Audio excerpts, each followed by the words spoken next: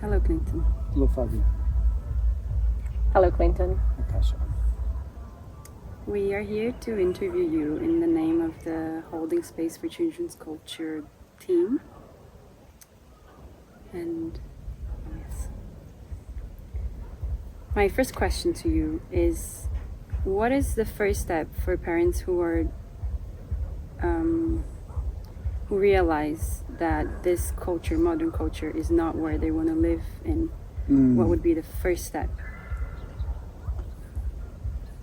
I propose that the first step would be educating themselves about what else is possible besides the culture that they were born and raised in, which could include reading books or watching videos or of going to talks or work talks, and really studying the circumstances that modern culture has gotten them into and the possibilities of what else there is. And if they find together that they feel like repositioning their point of origin from their birth culture to some other context, such as the culture of Archiarchy, for example, then I would propose that the parents start preparing themselves for their initiations into adulthood. Because modern culture doesn't do that for us. And for a person to be a space holder for a family or for part of a village requires a kind of a different shift, a whole shift in context that has to do with taking a different level of responsibility and being aware of different kinds of ways to consciously relate and consciously internavigate their feelings and emotions and their purpose and the whole family interactions that will be happening. So I really strongly recommend that people educate themselves and then get into a path of initiatory processes for adulthood. Okay. I want to say I don't want to follow the questions. I just already have some things I want to ask. Yes, where's your microphone? Yes, it's here. Yes, let's see. So many questions bubbling up. So, yeah. I am right now in this experience of getting to know what is possible and studying and starting in my initiation to adulthood, and realizing that I don't live in a scenario that supports my initiations and the culture I want for my children. So I really feel like, I see myself as almost like I have to be a warrior to like guard and go first. So what would be your advice for these parents who are like, who want to go and how to go first? One of the things that was most eye-opening for me was traveling around to what one could call indigenous cultures at first, because they do exist and have existed. So I fortunately had a chance to go to North Thailand and visit an Aka tribe and the Karen tribes up there, the hill tribes of North Thailand, and also I was in the North Philippines and got to live in a couple of Filipino, more indigenous villages. And I got to see how the children formed a children's culture. And actually the children's culture was a roving learning tribe of multiple ages, and the older ones would learn things and pass them to the next youngest, and they would pass them to the next youngest, and they would work together to learn as much as they could. And as I showed up in the village as a foreigner, I was a topic of interest. And so it was really fascinating to watch the clarity and power of the learning system that was organically emerged in a culture where the children could educate themselves about what was interesting to them and what they needed to learn about. So what that brings up is a very big topic called village. And to think that having kids as a single mom or in modern culture, or even as a nuclear family in modern culture, is there's any kind of support for a healthy or balanced or emergent kind of presence of a children or family is tough. It's an assumption that doesn't really work. So the most difficult part is going, okay, well, where's my village? And there are villages around. There's intentional communities all around the planet. You can look them up at ic.org, which is intentionalcommunity.org. And there are eco-villages all over the planet. And that, you could find that at ecovillage.org. Many of them are organized in the Global Eco-Village Network. And these are more consciously contexted cultures that are very different from modern culture, but not yet actually involved in authentic adulthood initiatory processes that are part of what you're involved in Archiarchy. And so the kind of a village that emerges from authentically initiated adults is just now starting to appear in different places around the world, often in what's called an Archiarchy Invention Center. And there are families starting to move together in Archiarchy Invention Centers, which essentially means to discover what regenerative and initiation-centered non-material value cultures, how they work, how do they work, and which is an exciting adventure for a family and a village to go on. So I highly recommend that. And it's shocking because there's so little we know about being in regenerative culture on planet Earth as human beings. We used to live for 200,000 years in indigenous style cultures, which I don't really recommend trying to fit into, because indigenous style cultures have a lack of awareness of what's called cultural relativity. And what that means is that your culture, if you're an indigenous person, is the only real culture, and everyone else are foreigners, are really the edible ones, the people who are not part of your culture. And so in Archiarchy, this is cultural relativity, meaning all cultures are fabricated. All cultures are fictions. It means you get a choice. You get to choose which culture you live in. This is a completely different context for human beings to live in. So it's a new culture forming on Earth as we speak. It's happening around the world, and that is an interesting place for parents and families and villages to work in. This is my opinion. Yes. Okay. The next question that comes for me is, and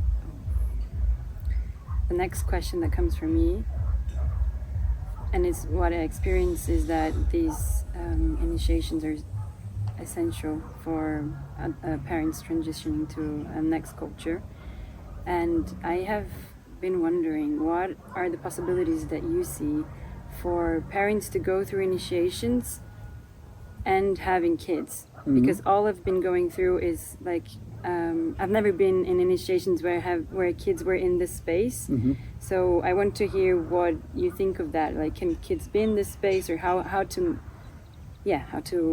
do that if parents are responsible for the kids? Mm-hmm. Yes. Yeah, fortunately, like I said, I was able to experience other kinds of a culture than modern culture, with its schooling system and schooling programs and daycare centers, and nowadays computer and telephones, and probably even AI these days, in terms of babysitting children or formulating children to become participants in the modern culture economic system. And so because of that, when my daughters were born, we'd already figured out, between me and my wife at the time, to home birth the children with a midwife. And so the first child was born with me and a midwife and the mom, and that was it.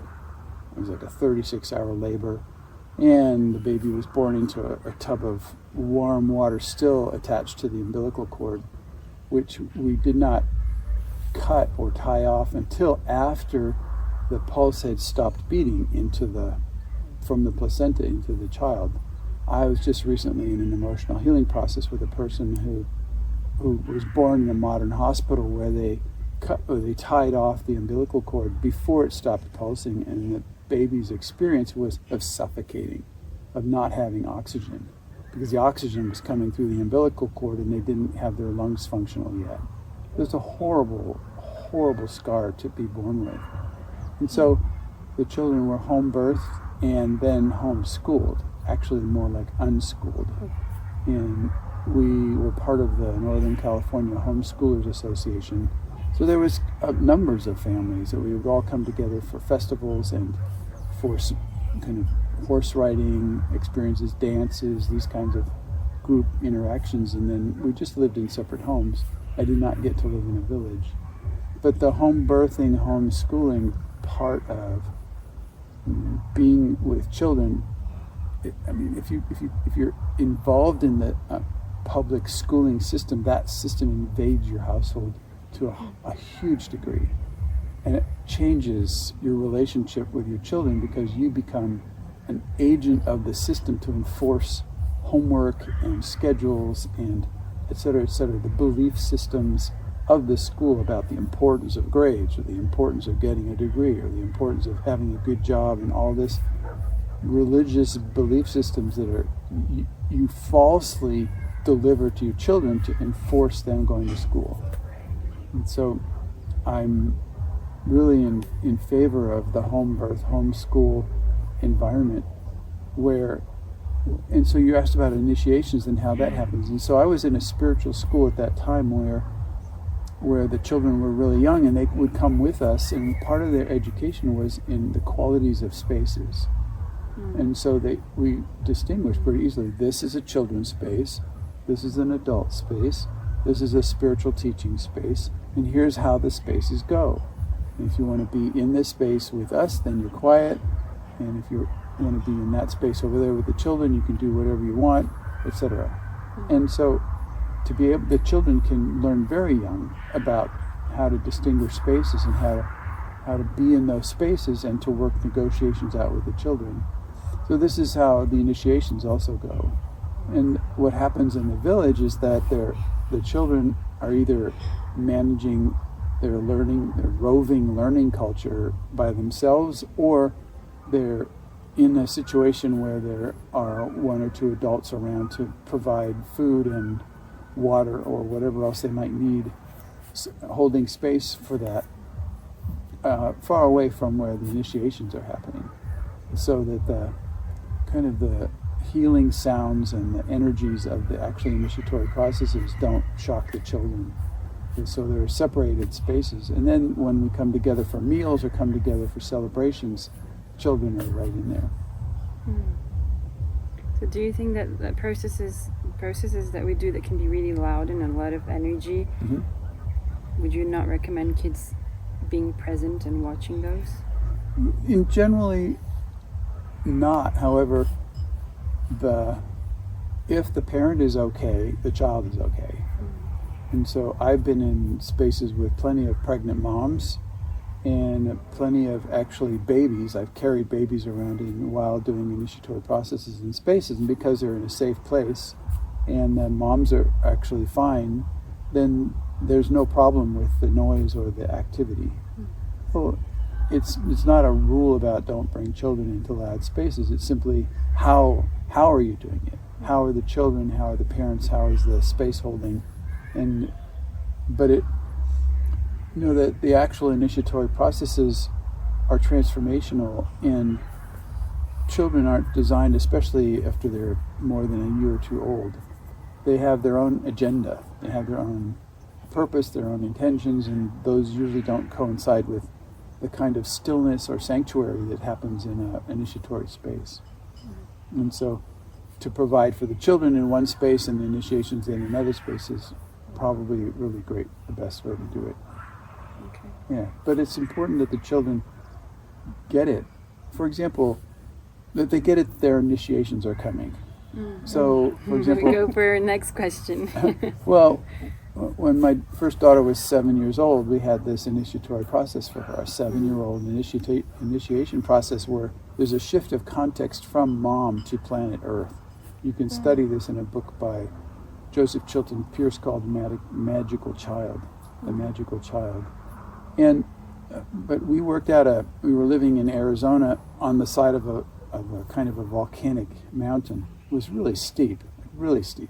And I had gone up there and I put a pocket knife in a special kind of little cave up on top, and I drew a map for my first daughter to follow.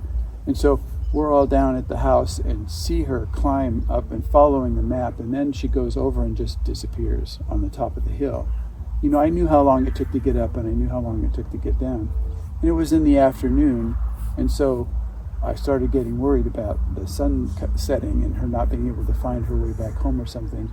And so me and the mom and her little sister, who was 2.5 years younger than her, we're all really worried about where is she? And then we finally see her coming back, you know, way up at the top of the mountain. She comes down, and we get to, you know, she comes home, she has her knife, she has her pocket knife. She's a different person. Really a different person. And we're going, it took a little while, longer than we thought.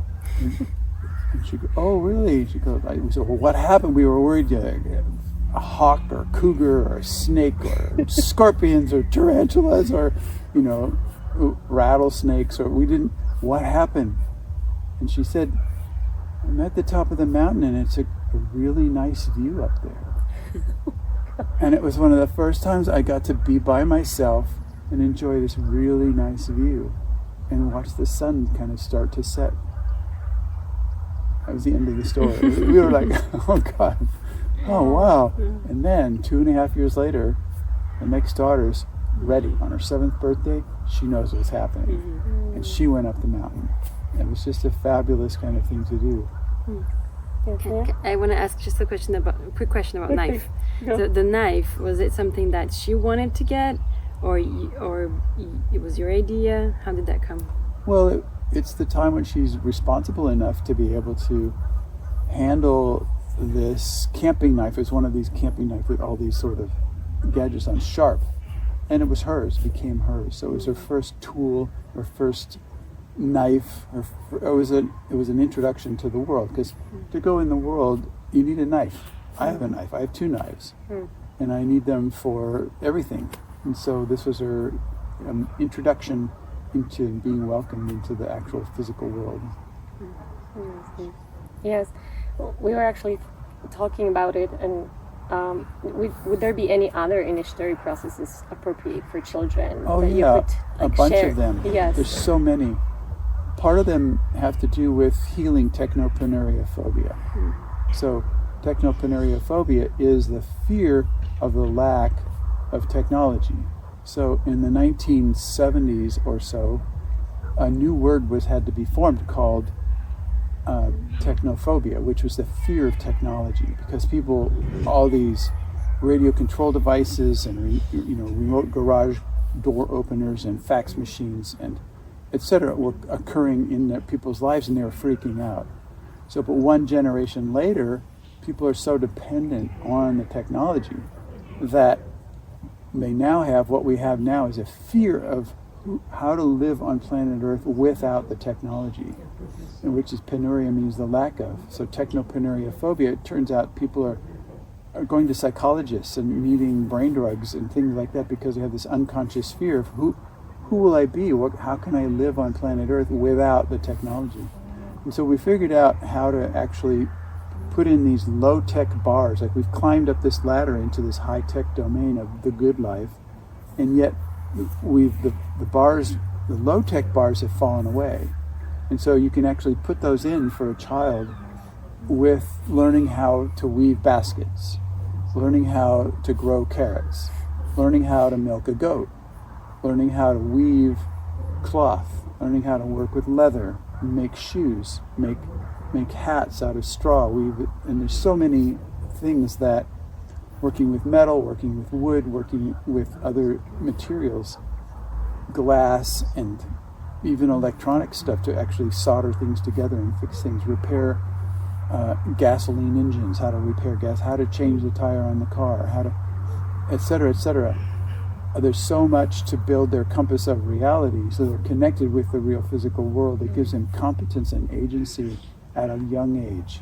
And so it's a fun, very fun thing to learn and do exercises and experiments. I mean, one of the things that we were doing with our homeschool is that once a week we would have an adventure day. And that is, I would take off sometimes in the car, sometimes walking, sometimes on horses. We would just take off from home and possibly go to a store, and I would give them, I say, buy anything you want. Anything you want. There's only one condition, and that is that you eat it by the end of the day. So, and they would splurge in very colorful, sweet, sorts of concoctions, and I'm going, wow, what is that? So I have to have my box under control. And then they soon, after a few times, learned what they liked to get on the adventure days. And then we would go just do really wild, weird things. Most of the time we didn't even know what we were doing. I mean, often we would go in caves. This was around Arizona, and so there were caves in the mountains. One time in France, we drove to abandoned train tracks, and we're going along the train tracks, and there were the wooden crossbars on the train tracks, and they started finding these nails that were the marker that a workman would put of his initials into the crossboards to get paid for how many cross ties he would lay in the ground. And they were still there after 100 years or so. And the kids started popping them out and had a big collection. It turned out they were valuable. They were a collector's item in France, and they had a whole bag full of them. There was one time we were going in a sewer, which is where the water drains off the street, under the street, these pipes. And myself and a younger man were with my two daughters, and we're in one of these sewers, and it starts raining in Arizona, which is a rare thing. So the water starts coming down the tube that we're in, and we were so far up the tube that we're going, okay, we need to find one of these gratings to get out of, but we couldn't find one. So we sent my oldest daughter, and she went up to find one, and she got stuck. And so the young man, he goes, I'll save the day, and he crawls over the bars, and he goes up in places I couldn't even fit there, and he could get up and bring her back home, and it was just an adventure. And then we would go have ice cream or something like that. But there's so many stories like this that are fabulous ways to get real about what life on planet Earth is like, and give the children a chance to stand on their own feet on the world, in the planet, in the world, in a powerful way, in a way that gives them competence, like I said. Great. I'm just still thinking about some of the other initiatory. I mean, so another one. There's another yeah. one. Especially this one was at age 12, where it's a single overnight alone in the forest, which is, about this time of night you go out, or in the afternoon, the child goes into a forest by themselves and spends the entire night by themselves, and then comes back the next day whenever they want. Without any equipment. Yeah, basically a piece of plastic and a sleeping bag, something like that. Yeah, just enough to, not even a tent. Of course their knife. And by then they probably know how to start a fire by rubbing sticks together, but they have to know not to burn the forest down. So there's some training involved. Yeah. But they learn 5 different ways to start a fire without matches. There's all these different ways with the magnifying lens, and with the battery, and with this steel wool starts making these sparks, and just there's a bunch of different ways to make fire. Yes, I kind of have a question. Were you a source of all of that for your children, or yes? Yes. Who else? I mean, there are people teaching classes, but to go to a class is very different from learning it from the parents. And so that's what I'm saying, is that parents need to be initiated, and to be able to share that kind of competence in a way that has dignity. You send your kids off to some camp or some class or something, and then they start being able to do things that you can't do, and then there's a subtle fear of competition or something like that. But if the parent says, here's how you do things. I remember one time I was with the homeschoolers, and we just spent a whole 3 days and nights being Indians. And so we built tents out of sheets and sticks, and we made our own food out of just weird stuff. Like, I mean, we learned how to cut carrots 5 different ways. People just usually chop carrots, but you can cut them this way, and you can cut them in this way and this way, and you can cut them. And it was a challenge to come up with different ways to cut the carrots. And then it was a fabulous. We built our own bows and arrows, and we're practicing throwing knives and throwing hatchets and using blowguns and like all these fun things. And it was just being how to be an Indian. Made our own shoes out of this kind of leather, sewing them up, moccasins. Mm-hmm. It was just, these are things that the children never forget, and the parents never forget either. And it was just laying around, I was so much great time laying around out telling stories. I remember one time we had a tree, and the tree was only about this big. It wasn't one of these kind of trees. It was only this kind of a tree. And it went up, and we were looking at this and going, okay, everybody go get a stick. And so everybody went and got a stick, and we leaned the sticks up against the tree. And then we all crawled in we called it a teepee. But it wasn't a teepee, and it didn't have any cover on it. And the only thing that fit in was our heads. And so we all had all these kids laying around this tree with these sticks going out, and our heads are in there. And we had the greatest conversations, and we're playing in the dirt, and the ants were there, and we're making these little people walking around with our fingers and having conversations. And it was just, these kinds of things are invented out of nothing, invented out of, but there's so many foods that you can collect just walking around the neighborhood, extra walnuts or extra hazelnuts or acorns, or people aren't picking their apricots or something, and so you can find all the fruit around and bring it home and eat it. And also there's a lot of greens. You have to know what you're doing, but a lot of the greens around here are edible. And so when the child knows this is dandelion, and this is a mountain lettuce, and this is, they have the names of the plants, and they can bring them home and we cook them up. And how do you get your child to eat greens? Well, have them go pick them when they want, out in the forest. Yeah, I feel sad because I realized, just listening to you, like all these really fun things, and in my mind I was thinking, wow, this is so creative, and I feel sad to realize it doesn't come easily for me, all these non-linear possibilities for adventures, pretty much because I'm so busy surviving, like so busy wasting my energy in survival strategies, or like thinking of work and money. And then so I see how it really takes like the parent to get out of that survival where it doesn't have any chance to meet the world and to have fun. Yes. Like, wow, if I'm so busy working, why would I, like, this is so sad what I'm saying. Like, why would I spend my time thinking how many ways I can chop a carrot? And I feel sad because this is amazing. Yes. For me and for my children to really be explorers. Like, they get to learn how to be explorers from now. And I am now 27, and I'm trying to become myself an explorer after all these years. And I feel so sad to realize I spent like 14 years in school and I didn't learn all these things about how to live on planet Earth. Exactly. Or how to use my feelings. Like, what was I learning in there? Because I'm not using almost any of what I learned there. Yeah. I think the sadness that you mentioned is really a guide for detecting what's real. And when we get the sense of wasting time. For example, I worked at home a lot when my children were young. And so I could come around to handle problems, or just step out of my little soldering office where I was working and really attend to whatever issue came up. And also we'd go out in the garden twice a day to water the garden and pull weeds and hang out and talk and fool around with stuff. And so if you're going to sit on the phone or sit at a computer and call this work, and well, the kids are going to do the same thing.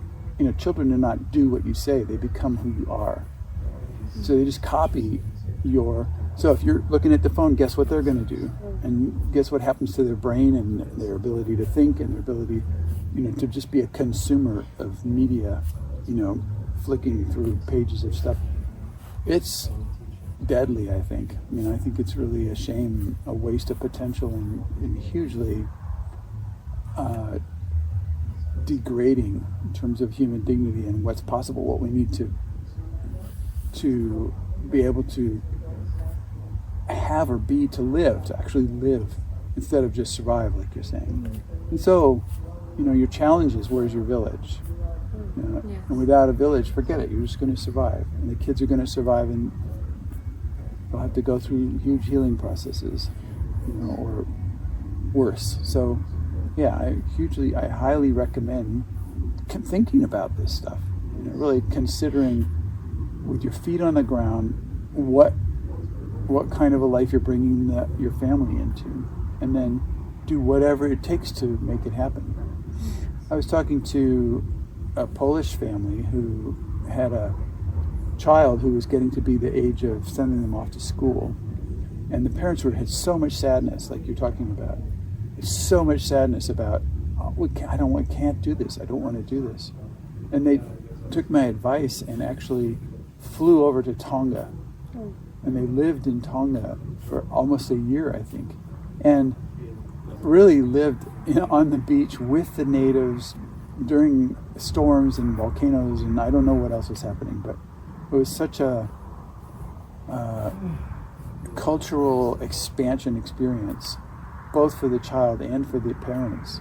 And I really recommend that, because there's the cultures out in Southeast Asia and in the Pacific, and actually many other places in South America, are so different from the ordinary culture, and it expands your perspective. I lived in California, and my parents took me to Mexico when I was a child, and I remember I found this kid, and we had a baseball and gloves, and we started playing catch with the baseball and gloves, and my arms started getting tired because he was better at playing catch than I was, but I didn't know how to say, can we stop? I'd like to do something else. I could not speak the language, and it was such a wake-up call that, there's these other languages, and I started learning Spanish.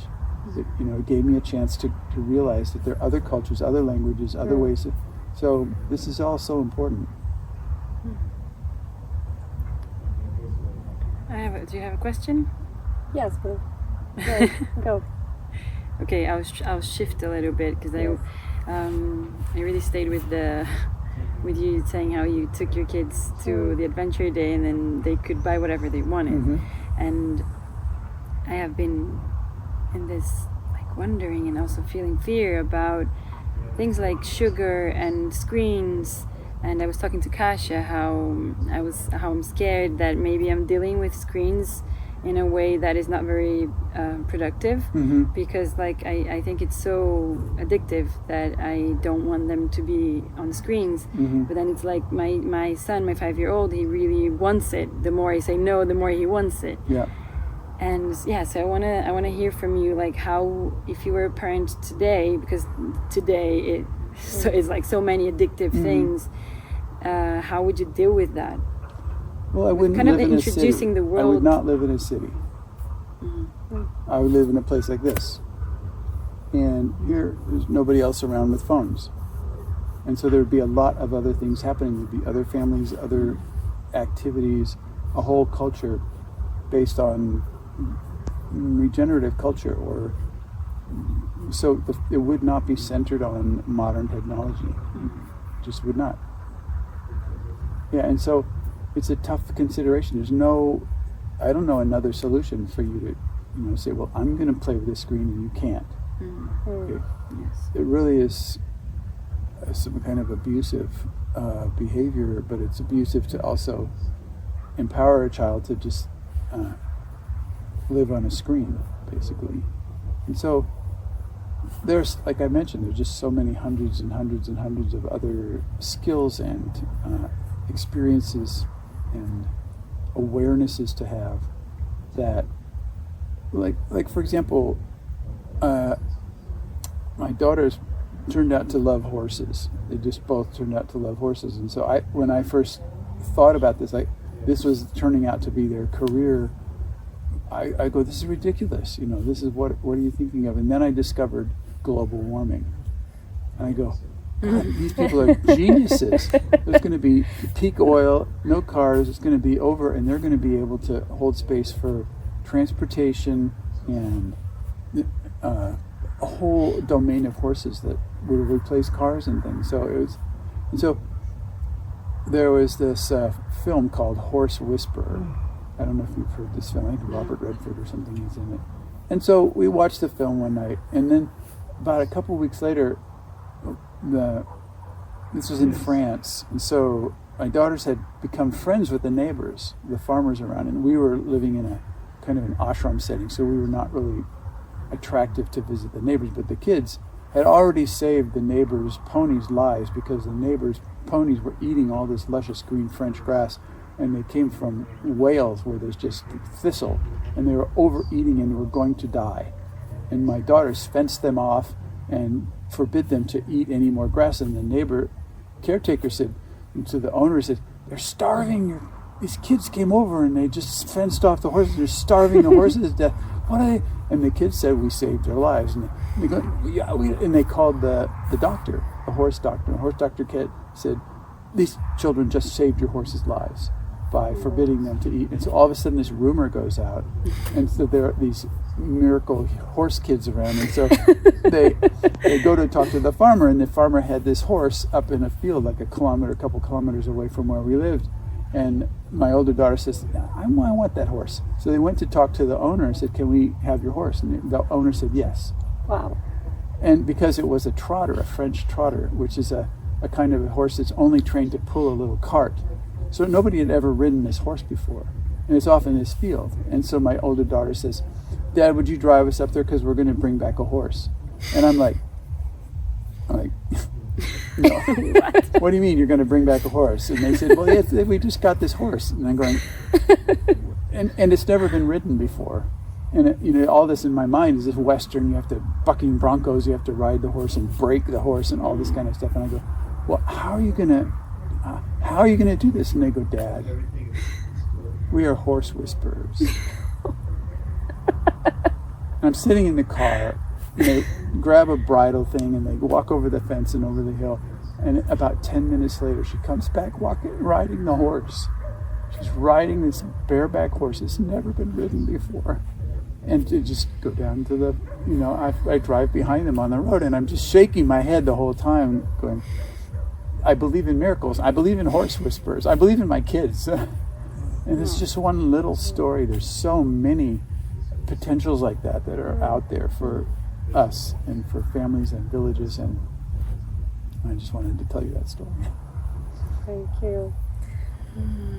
Yeah, I felt sad too. Because let me tell you something even yes. wilder, which is, okay, so a year or so later, they're already giving horse lessons to other people. They're in there like 13 years old or something like that, 13, 14 years old, and they're giving horse lessons to other people and taking care of their horses, changing their shoes, being a horseshoer, this kind of thing. They figured out all this stuff. And then one day, this truck drives up, and it's this huge truck up the driveway of the little farm where we are, and it has these huge bales of hay and straw and stuff, like, those 2 or 3 meters across, these round things. And I go, oh, you must be lost. And I go out there, and the kids go out before me, and they're talking in French to this guy, and I go, what's happening? And they go, oh, we just bought all this hay for the winter, and for food and for straw in the barn for the horses. I go, oh, okay, that's great. Like, where did you get the money? I go, Dad, we earned it. It's like 800 euros or something, and they were making this much money, taking care of horses and doing all this stuff already in their early teens. So I don't have to worry at all about them being able to take care of themselves. I mean, they're both married. I have 5 grandchildren. They have their own little villages where they are dealing with horses and animals and farms and growing their food and stuff like that. I'm sorry I interrupted you. Yes, no, I don't have the feeling anymore, but something else came up. Like, I'm curious, like, what was their journey like from the moment, I don't know if they were 18, or like when, like your role as a space holder for education, like for unschooling, or just being the source of this creative upbringing of your daughters, like what was like their journey from there on? Like did they choose to go to college or not? Well, they did. They did? Yeah. Yes. They did. So they went all through homeschool and got their, it's called GED, which is a graduate education degree, something like that, from high school equivalency. And then they decided, the older one decided to go to École Nationale d'Équitation, which is the highest horse training college in France. And they said, Dad, I want to go to college. And I said, okay, go ahead, apply, and they applied and were accepted. She was accepted, and then went through the whole program. And I said I would pay for their college degree. So I worked my butt off to earn enough money to pay for their college degree. And then the second one did the same thing. So then they're certified to be official horse trainers and all this stuff. And then they met boys, and it turned out that the boyfriend of the older daughter had a brother who the younger daughter fell in love with, so they actually married brothers. So which is really great, because then I only had to remember one French last name. Like I don't have so many French in-laws. And and they still love each other, and they visit each other all the time, and so that's what they're doing. Yeah, I want to say something. It really touched me, this sentence, I believe my kids. I believe, these things you say you believe, but I believe my kids. I feel sad because it's such a rare sentence for parents to say about their children. And it is a sentence that I don't think I have ever heard from my parents. And I just see how it's like parents are doing these things, and then they want the results, but it's never coming what they want. So like something is wrong. Like something is, it's that thing like pointing the arrow, and like you're pointing to that place, like to the place of depression and procrastination, because how will like these kids will become adults who are fulfilled and being able to sustain their lives even financially if no one ever believed in them, and if they're in this whole system that is so disempowering.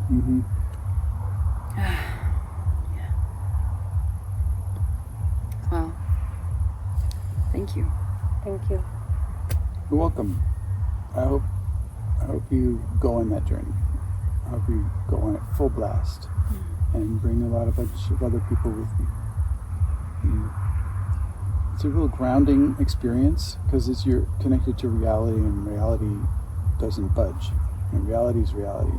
So you start learning how to take care of yourself without living in a city where you can just go to the grocery store and the hardware store and all that. And you just start taking care of yourself and the animals and the farm and the food and your villagers and your meetings and your celebrations and your problem solving technologies, and you learn all that, and it broadens your horizons and the horizons of your kids. And the thing is, I want to tell you, you don't get to control your kids in terms of who they are.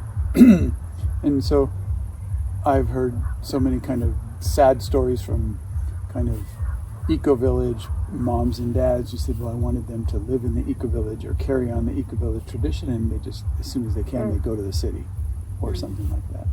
So you don't get to control that, because everybody comes into life with their own agenda and their own needs and things like that. But I think I heard you talking about brushing your kids' teeth. Were you talking about that? Yeah. So I brushed my kids' teeth till they were 6 years old, and they haven't had a cavity since then, because they love brushing their teeth. And while we're brushing teeth, I would always go 1, 2, 3, 4, 5, 6, 7, 8, 9, 10. 1, 2, 3, 4, 5, 6, 7, 8, 9, 10. 1, 2, 3, 4, 5, 6, 7, 8, 9. So they are linguists from brushing their teeth together. And there's so many things like that. We would have a toilet, a shared toilet, and there would be an empty toilet paper roll, and so I would pick out my pen and write a part of a sentence or a story. I would just make up a story on the toilet paper roll and leave it in there. And then the next kid came in and read the toilet paper roll and wrote another sentence. And then the next one wrote another sentence. So we would write these stories around and around on these toilet paper rolls, et cetera, et cetera. I mean, I could go on for hours about this stuff, but yeah, I really encourage that orientation towards your situation rather than the burden of, oh my God, what am I going to do? I have to survive. You know, there's so many other people and possibilities than that. Yes. Well, I feel glad and scared because Which is excited, by the way. I am excited because there's no way back for me, Yeah. and I also feel glad to have a team, to have Yes. Kasia in my team, and have Yes. so many people in my team for this scary and fun adventure. Congratulations. Thank you. Thank you. Thank you, Clinton. You're welcome. So many more questions, but we will be back. Okay. And